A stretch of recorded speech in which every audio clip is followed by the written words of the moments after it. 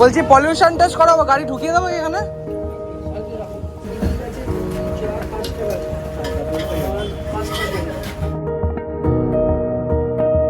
Good morning, welcome back to a new video. এখন একটু বেরোবো, পলিউশন টেস্টের জন্য যাওয়ার আছে। একদিন অলরেডি ক্রস করে গেছে, তো পলিউশন টেস্টের জন্য বেরোবো। বাট আমার বেরোতে আজকে অনেকটা লেট হয়ে গেল। অলরেডি 11টা বাজে, ইচ্ছা ছিল 10টার মধ্যে বেরিয়ে যাওয়া, তাড়াতাড়ি ফাঁকা ফাঁকা হয়ে যেত। বাট যেটা আলটিমেটলি হয়ে উঠলো না, কেন কি সকাল থেকে একটুখানি কাজে ব্যস্ত ছিলাম অফিসে। অ্যাজ বিকজ আমার ফ্লেক্সিবল আওয়ার, তো আমি যখন কোথাও আমার কিছু কাজ থাকে তো আমি একটু চেষ্টা করি সকালের দিকে আমার যেগুলো পেন্ডিং কাজ আছে সেগুলো একটু কভার আপ করে নেওয়া। তো যেটা আজকেরও আমি তাইরাই করেছি। তো আজ কাজটা শেষ করতে করতে একটু লেট হয়ে গেল। আজকে আমার সকাল সারাদিনে অনেকগুলো কাজ আছে। আমার ফার্স্টে এক্ষুন যাবো পলিউশন টেস্টটা করাতে, তারপর বাড়িতে এসে আবার একটু বেরোতে হবে, যেতে হবে একটুখানি অনুর ডক্টর কনসালটেশনের জন্য। ওখান থেকে ফিরে আবার আমাকে যেতে হবে হচ্ছে গাড়ির ইন্স্যুরেন্স রিনিউ করানোর জন্য। বুঝতেই পারছো, পুরো দিন বারবার সারাদিন দৌড়াদৌড়ি করেই কেটে যাবে। আর যেহেতু বাবু সকালবেলা উঠলেই খুব ঘুরতে বেরোতে চায়, আর ইদানিং করে ওকে রোজ নিয়ে বেরোইও একটু। তা আমি বললাম যে আর ওকে একা আমি ট্যাকেল করতে পারবো না, যেহেতু গাড়ি নিয়ে যেতে হবে, ওইদিকে আমার নজর রাখতে হবে। আমি অনুকে বললাম ওকে নিয়ে একটুখানি তুমি আমার সাথে চলো, তাহলে ও একটু ঘোরা হয়ে যাবে। কালকে রাত্রেবেলা ভদ্রলোক এত রাত্রেবেলা করে ঘুমিয়েছে, রাত করে ঘুমিয়েছে, সকালবেলা জাস্ট একটু আগে ঘুম থেকে উঠলাম। ঘুম থেকে উঠেই পাপা দরজা দেখাচ্ছে, পাপা বাইরে চল, বাইরে যাবে তো ঘুরতে? হ্যাঁ ঘুরতে যাবে তো? যাবে না ঘুরতে? তাহলে আমি চললাম, টাটা, আমি চললাম। হ্যাঁ বাই বাই, ওকে tata, bye bye, bye bye, চললাম।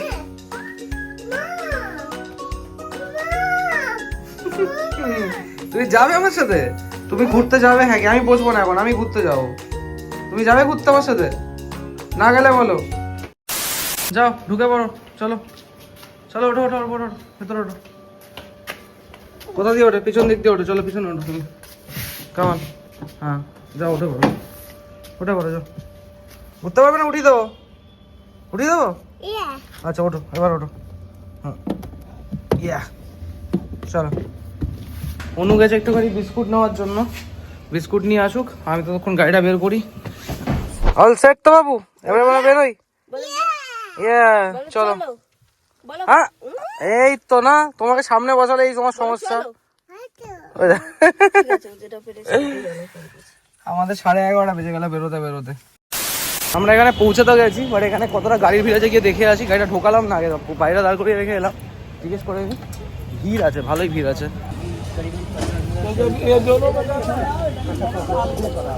বলছি পলিউশন টেস্ট করাবো, গাড়ি ঢুকিয়ে দেবো এখানে? ওই সাইডে রাখবো? আচ্ছা, এখানে গাড়ির নাম্বার লিখালাম, লিখিয়ে এখানে সাইডে ভেতরে এসে দাঁড় করাই। কেন কি আধা ঘন্টা লেগে যাবে পলিউশন টেস্ট করাতে।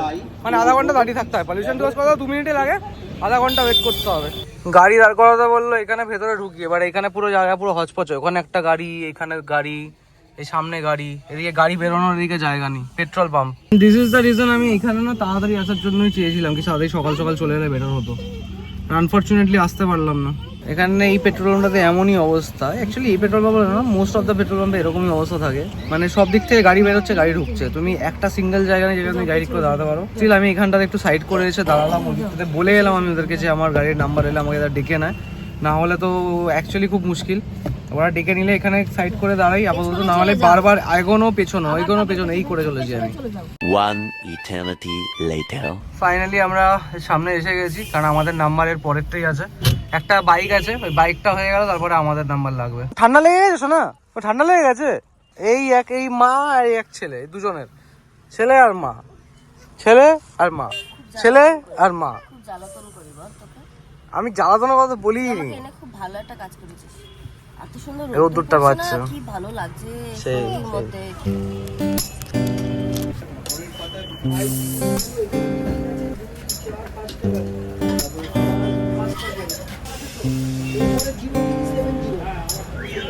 এদিকে চলছে আমাদের পলিউশন টেস্ট। আমি বোনেরটাকে ওপেন করে রেখেছি, যাতে এটা ওপেন করতে হয় প্রত্যেকবারই।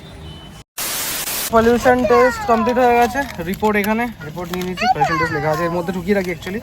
এটা হচ্ছে এবারে রিপোর্ট, এরকমভাবে দেয়। আমি এটাকে এসে একসাথে করে রাখি। একটু এসছি পেট্রোল পাম্পতে, পেট্রোলটা রিফিল করে, যেহেতু পেট্রোল পাম্পে এসেছিলাম আমি, পেট্রোলটা রিফিল করিয়ে নিচ্ছি। কয়েকদিন আগে গাড়িটা সার্ভিস করিয়ে নিয়ে এলাম, তখনও পর্যন্ত এদেরকে বারবার বলেছিলাম সবকিছু একটুখানি ঠিকঠাকভাবে চেক করে দেখে নেবেন। বাট এরা নিজের কাজ কেন মন দিয়ে করে না আমি জানি না। হ্যাঁ আমি জানি এদের গাড়ির এখন সেল বেড়েছে, নিসানের সেই জন্য গাড়ির রাশ খুব বেশি থাকে।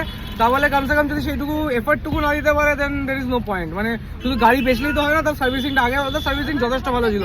মানে আমার কোনো সময় কোনো কমপ্লেন ছিল না। বাস লাস্ট কিছু মানে এই জবে থেকে ম্যাগনাইট নিয়েছি তারপর থেকে আমি যতবারই গেছি আমার কিছু না কিছু কমপ্লেন থেকেছে। এবারে কি যেখানে তেল যেখানে ভরে আর কি, যে ফিউয়েল ট্যাঙ্কের যে ঢাকনাটা ওটার একটা স্প্রিং থাকে, সেই স্প্রিংটা কোনোভাবে খারাপ হয়ে গেছে। তো এটা তো দেখে নেওয়াটা ওদের রেসপন্সিবিলিটির মধ্যে পড়ে, তাই না? আমি তো চেক করে দেখবো না? আমি জানতামও না। আজকে যখন পেট্রোল রিফিল করলাম তখন জানতে পারলাম যে এই সমস্যাটা আছে। আবার এখন আমাকে নিয়ে যেতে হবে দৌড়ে। মানে কি বলবো, একটা কাজের জন্য বারবার দৌড়াতে হলে সত্যি খুব প্রবলেম হয়ে যায়। তোর বাবা বেরিয়ে যাচ্ছে, তোকে আমি রাম খেলাবো। ওই ভয়ের চোটে কান্না কাকে বলে, মুখ ধরে। তাই তুমি তো কাঁদছিলে পাপার জন্য? আচ্ছা ঠিক আছে ঠিক আছে, পাপার কাছে তুমি থাকবে। না না, পাপা এবার ঘুরতে নিয়ে যাবে বলে কান্না। ও রাস্তা এত চেনে, ও জানে এটা হচ্ছে ওর বাড়ির পর, এদিকে যাবে। জানি জানি, কালকেরও দেখিছি, কালকেরও ওইখান থেকেই গেছে ও। কালকেরও ঘুরিয়েই নিয়ে যেতে হয়েছে এক পা ওকে আমাকে। আচ্ছা আচ্ছা আচ্ছা আচ্ছা আচ্ছা আচ্ছা চ ঘুরিয়ে নিয়ে যাচ্ছি চ। হ্যাঁ চ। 11:30টায় বেরিয়েছিলাম, 1টা বাজলো ঘরে আসতে আসতে আমাদের। এতটা লেট হলো আমাদের আসতে আসতে। এবার স্নান টান করবো, স্নান টান করে খাওয়া দাওয়া করে আবার বেরোবো। 1 hour later. Just lunch complete করে উঠলাম। রেস্টের আজকে কোনো সিন নেই। যেটা ইন্স্যুরেন্সের কাজটা ছিল ওটাকে কালকের জন্য পোস্টপোন করবো, কারণ অলরেডি এখন 2:30 বাজে। এবার যে কাজটার জন্য এখন যাচ্ছি ওর ডক্টর অ্যাপয়েন্টমেন্ট, সেটা আগে করে নিয়ে দেন তারপরে বাড়ি চলে আসবো। অত টাইম থাকবে না, কারণ এসে আমাকে একটু অফিসের কাজ নিয়ে বসতে হবে। অলমোস্ট শেষ হতে এসছে, সেই কারণে এই সোয়েটারটা এবার আমাদের পরাই হয়নি। এটা অনুর বাড়ি থেকে এসছে আমার জন্য, তো এটা আমি পরা হয়ে ওঠেনি। এবার শীত তো চলে যাবে আর এই বছরে পরা হয়ে উঠবে, তাই জন্য আজকে এটা ফাইনালি পরে নিলাম। আজকে জ্যাকেট ফ্যাকেট না, সোয়েটারটা পরলাম। অনেকদিন বাদে আমি সোয়েটার পরছি। আমার সোয়েটার পরে এখন খুব একটা হ্যাবিট অ্যাকচুয়ালি নেই। আমাদের বেরোতে বেরোতে 3টে বেজে গেল। অলরেডি আমরা অনেকটা লেট হয়ে গেছি, আর গাড়ি নিলাম না, এখান থেকে মেট্রো ধরেই বেরিয়ে যাবো। আমাকে দেখে মনে হচ্ছে আমি হচ্ছে সন্দীপনার কাকিমা, ও হচ্ছে আমার ভাই। না এরকম না, এই দাড়িটা রাখার পরে তোমাকে আমাকে মোটামুটি একই রকম লাগছে, আঙ্কেল আন্টি। আমি বয়স হয়ে গেছে আমার। আমরা একটা ট্রেন মিস করলাম। এখানে এসে যখন পৌঁছেছি জাস্ট কয়েক সেকেন্ডের জন্য ট্রেনটা মিস করলাম। আমার মা এখন ওয়েট করছি নেক্সট ট্রেনের জন্য।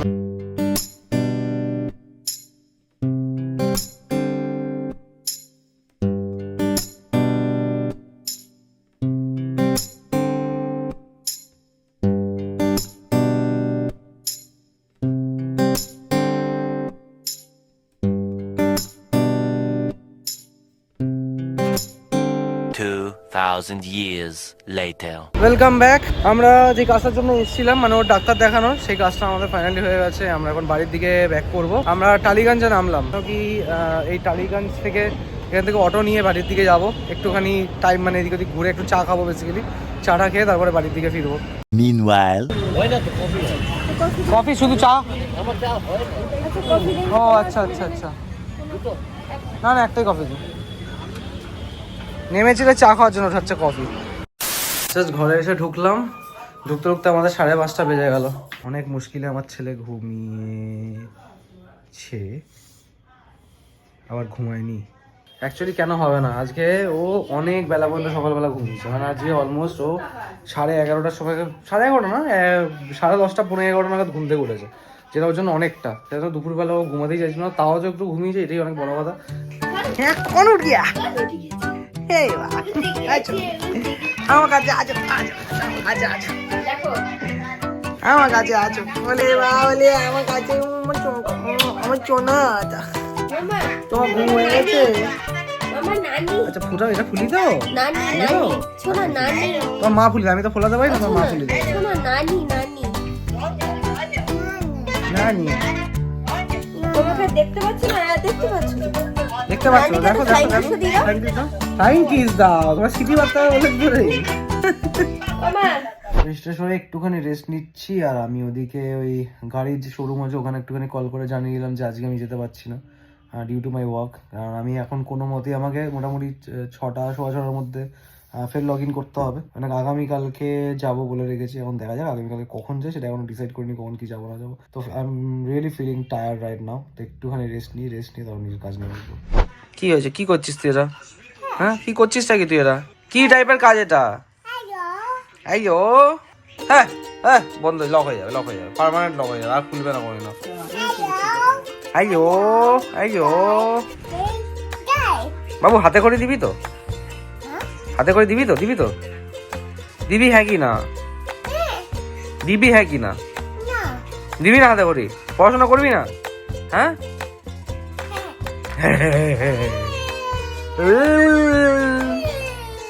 ওর যত খেলাধুলা সব আমার সাথে। ওই দাও, ওই দাও, ওই দাও, ওই দাও। কি করবে দেখো, আমাকে 1 মিনিট বসতে দেয় কোথাও, আরাম করে বসবো, রিল্যাক্স করবো, বসতে দেয় আমাকে। ওই দেখো, আবার আবার আবার আবার আবার আবার আবার আবার আবার পালিয়ে গেছে। কোথায় গিয়ে উঠে বসতে দেয়।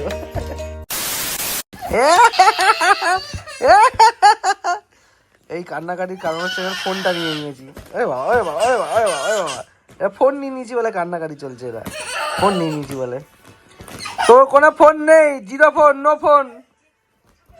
এই তো স্কুলে ভর্তি হবে, নো ওয়াচ টাইম।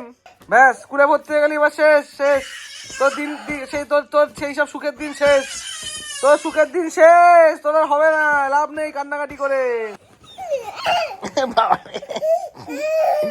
কি হয়েছে, কি হয়েছে? ফোন হবে না,